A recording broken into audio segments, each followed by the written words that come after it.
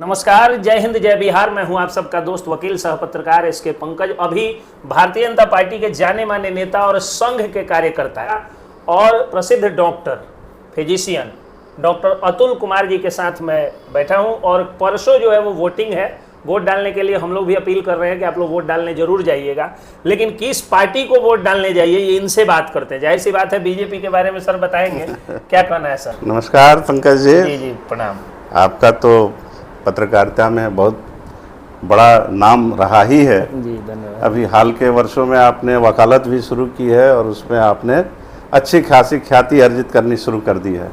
निश्चित रूप से आपकी विद्वता, आपका समर्पण, आपका त्याग आपके प्रोफेशन को और ऊंचा करेगा। बहरहाल हम लोग अभी चुनावी मोड में हैं। जी जी जी। चर्चा तो उसी पर होगी। तो क्या लगता है सर, आपकी पार्टी जीतेगी कि नहीं इस बार? पूर्वी चंपारण से पहले बताइए आप। हमारी पार्टी निश्चित रूप से जीतेगी। कैसे लगता है सर? वजह यह है कि अभी तो मोदी का लहर है, लहर ही नहीं सुनामी चल रहा है। हर जगह मोदी के नाम पर लोगों ने मन में एक विचार बना रखा है कि हमें मोदी को केंद्र में लाना है और एक मजबूत, अस्थाई और सक्षम सरकार बना के देश को देना है, ताकि राष्ट्र सबल, मजबूत और विकसित भारत में बनने में, निर्माण में मोदी जी की अहम भूमिका रहे। जो उन्होंने 2047 तक बना रखा है कि विकसित राष्ट्र बना लेना है, उसकी पूर्ति हो जाए और इसका जज्बा और इसका असर लोगों के दिलो दिमाग पर दिख भी रहा है। जैसे सर ये बताइए कि आपने कहा कि मोदी जी बहुत सशक्त सरकार बनाएंगे, 2047 तक आप एकदम राहुल गांधी के लिए नो वैकेंसी कर दिए, तो कैसे चलेगा? इतना विपक्ष एकजुट है और प्रधानमंत्री को डिक्टेटर कह रहा है, कोई कह रहा है कि महंगाई और बेरोजगारी से जनता त्रस्त है, तो कैसे चलेगा सर? देखिए, हमारे प्रधानमंत्री का और या कोई भी विपक्ष का नेता हो, उसके पास एक सर्टेन देश के लिए एक विज़न होना चाहिए। पार्टी जैसे घोषणा पत्र तय करती है, वो घोषणा पत्र में रियलिस्टिक एटीट्यूड होना चाहिए, वास्तविकता से परे नहीं होना चाहिए। क्या वास्तविकता है और क्या हम दे सकते हैं। ऐसे नहीं कि हमने हवा में कुछ भी उड़ा के कह दिया कि हम ये कर देंगे, हम वो कर देंगे। जनता अब सब जानती है। जनता साक्षरता दर में बहुत वृद्धि हुई है और लोगों के मानसिक स्तर में बहुत उठान हुआ है। तो निश्चित रूप से जनता ये समझ रही है कि कौन क्या कह रहा है।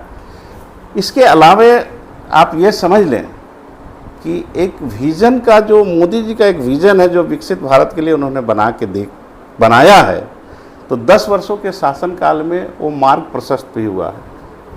हम लोग, आप देखिए कि 2014 में 9वीं 10वीं रैंक से आज 5वीं अर्थव्यवस्था बन गए और हाल के वर्षों में अब ये कोशिश हो रही है कि हम तीसरी अर्थव्यवस्था बन जाए और बनने के रास्ते पर हैं, जिस तरह से हमारा जीडीपी वगैरह बढ़ रहा है। दूसरी बात है कि हमारी बीजेपी की जो राजनीति है, एक तो कार्यकर्ता के बल पे है, दूसरी बात है कि उसका एक तय रास्ता है और मुद्दे पर आधारित वोटिंग जनता भी चाह रही है कि मुद्दे हों। आप अचानक से ख्याली पुलाव बना दे रहे हैं और वो जनता सब समझ रही है कि वो सब बेकार की बातें हैं।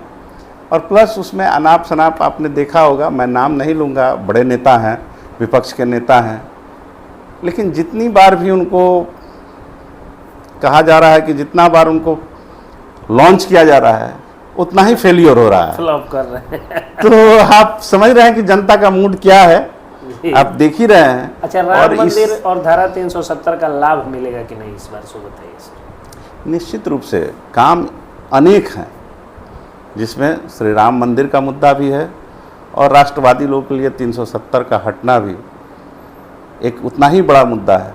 एक ही देश में 2 विधान कैसे लगेगा, 2 झंडा कैसे लगेगा, 2 प्रधानमंत्री कैसे हो सकते हैं?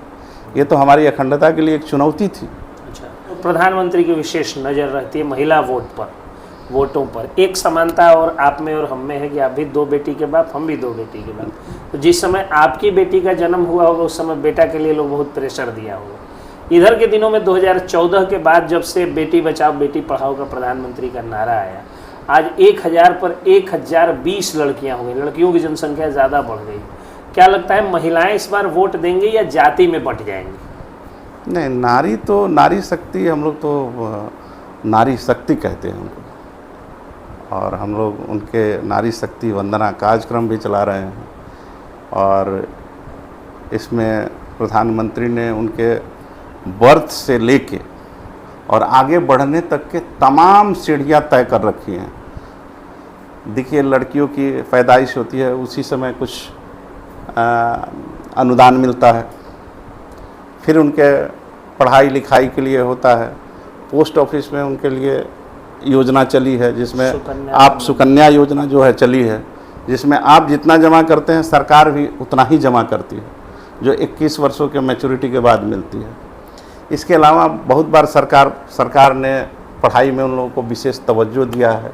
हमारी एनडीए सरकार ने आरक्षण भी दिया है, साइकिल पोशाक योजना चलाया। ये सब प्रधानमंत्री, जब केंद्र प्रायोजित पैसे आते हैं सरकार को, तो सरकार उस पैसे को उधर डाइवर्ट करती है। तो ये बीजेपी सरकार का ही है सपना है, जो नीतीश कुमार के साथ मिलके, हमारे माननीय मुख्यमंत्री हैं, उनके साथ मिलके लड़कियों के लिए और नारी शक्ति के लिए ये सब साकार किया जा रहा है। उनकी अब बीए तक की पढ़ाई कई जगहों पर एकदम से मुफ्त चल रही है। अभी आप बाहर भी जाएंगे तो देखेंगे लड़कियों का इतना सशक्तिकरण हुआ है, महिला सशक्तिकरण, कि आप किसी मेडिकल कॉलेज, इंजीनियरिंग कॉलेज में जाके देखें, मेडिकल कॉलेज में खास करके जहां मैंने देखा है कि वहां लड़कों के अनुपात में लड़कियां ज़्यादा एडमिशन पा रही हैं। और कई जगह तो आपने अभी सीबीएसई का रिजल्ट निकला, आईसीएसई का रिजल्ट निकला, टेंथ में भी और +2 में भी, जहां हम लोग वर्षों से देखते आ रहे हैं कि लड़कियां अव्वल निकल रही हैं। लड़कों की अपेक्षा उनका पासिंग परसेंटेज भी अच्छा है और उनका रैंक भी अच्छा है। तो निश्चित रूप से ये हमारे सरकार की एक जो योजनाएं चल रही हैं उसका परिणाम के रूप में हम लोग इसको देखेंगे। अच्छा सर, ये बताइए, मान लीजिए कि प्रधानमंत्री हमारे बहुत अच्छे हैं जी, मुख्यमंत्री भी अच्छे हैं जी, लेकिन लोग यहाँ के सांसद महोदय को फिर से क्यों जिताए? क्या गुण है उनमें? क्या गुण देखते हैं कि आप भी समर्थन कर रहे हैं? नहीं, हम तो पार्टी से हैं और पार्टी लाइन पे हैं, और हम लोगों को मोदी जी के लिए मोदी सरकार बनाना है, मोदी .3। और दूसरी बात है कि हमारे राधा मोहन जी को कैसे आंकेंगे? चंपारण के लिए विकास पुरुष हैं।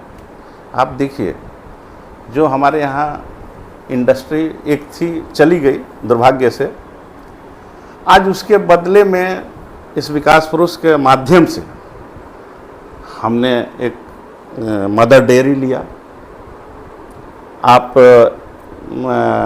इसका आईओसी का यहाँ पर स्टोरेज है, बॉटलिंग प्लांट खुला है एचपी का हरसिद्धि में। सड़कों की स्थिति देख लीजिए, मैं दावे के साथ कह सकता हूँ कि बिहार में, पूर्वी चंपारण में जो सड़कों की स्थिति है पूरे बिहार में कहीं नहीं है। गली गली, गांव गांव तक जुटे हुए हैं और अच्छी सड़कें हैं। अभी हाल के वर्षों में, हाल के दिनों में अभी आपने देखा कि फुटपाथ का निर्माण किया गया और जगह जगह पर बेंच बैठने का, पार्क बनाने का, चरखा पार्क जैसा एक ऐतिहासिक काम हुआ है, जो कि पर्यटन स्थल में जब हमारे यहाँ लोग आएंगे तो कुछ चीज़ देखने का बहुत अभाव था। तो एक चीज़ तो ये हुआ कि एक हम लोग का एक गांधी स्मारक बना और ठीक सामने एक चरखा पार्क भी हो गया, जहाँ काफ़ी लोग आएंगे। अगर इसको प्रमोट बढ़िया से किया गया तो भविष्य के लिए बहुत अच्छा होगा। इसके अलावा राधा मोहन जी की, हमारे माननीय मंत्री की, पूर्व मंत्री की, ये बहुत बड़ी उपलब्धि है कि एक सेंट्रल यूनिवर्सिटी में उनका स्थापना में बहुत योगदान रहा। आपका एक एग्रीकल्चर कॉलेज उन्होंने खोला, पशु प्रजनन उन्नत करने के लिए एक संस्थान खोला, कई जगह जो है फार्मिंग वगैरह का निर्माण किया। तो इस तरह से उनका स्टेशन अभी बहुत ज्वलंत उदाहरण है कि वर्ल्ड क्लास का स्टेशन यहाँ बनने जा रहा है। वो हम लोग सुन रहे हैं कि यहाँ पे मॉल बनेगा, स्टेशन बनेगा, जंक्शन बनने वाला है। विपक्षियों की जो सर नाराजगी है जी, या विपक्षी जिन मुद्दों पर घेर रहे हैं, उन मुद्दों पर आप क्या कहना चाहते हैं? कौन से मुद्दे हैं? उनके पास तो मुद्दा ही नहीं है। जैसे चीनी मिल के बारे में विपक्षी लोग कहते हैं कि मोदी, ये राधा मोहन सिंह नहीं खोलवा पाए। देखिए, हकीकत जानना होगा इसके पीछे क्या है। चीनी मिल सरकार का चीनी मिल नहीं था। चीनी मिल एक व्यक्तिगत किसी आदमी का था। दुर्भाग्यवश लाल फीताशाही कहें या कम्युनिज्म का जो है आप कह सकते हैं कि उनका मजदूर यूनियनों की मनमानी के वजह से जब मिल लगातार घाटे में चला तो मिल मालिक को बंद करना पड़ा। अब उसके लिए उस समय सरकार जो थी, उस समय कांग्रेस की ही सरकारें हुआ करती थी या विपक्ष की, उन लोगों ने बहुत समुचित प्रयास नहीं किया। अगर उसी समय उस चीनी मिल को अगर कुछ प्रोत्साहन अगर मिल जाता तो संभव था कि उस समय जिंदा हो जाता। अब तो किसी की व्यक्तिगत प्रॉपर्टी है, अगर वो नहीं चलाना चाहता है, अब कैसे चलवा लेंगे? सरकार की तो है नहीं ना कि सरकार वहाँ पूंजी दे दे। जमीन भी उसी प्राइवेट आदमी की है और कारखाना भी उसी का था। अगर वो नहीं चाहता है तो चीनी मिल नहीं चल सकती है। अंत में आप बताइए जनता से क्या कहना चाहते हैं, क्योंकि आज हम लोग चुनाव के एक दिन पूर्व हम लोग बात कर रहे हैं। देखिए, जनता से मेरी करबद्ध प्रार्थना है कि कृपया वोट के लिए निकलें, अधिक से अधिक संख्या में निकलें।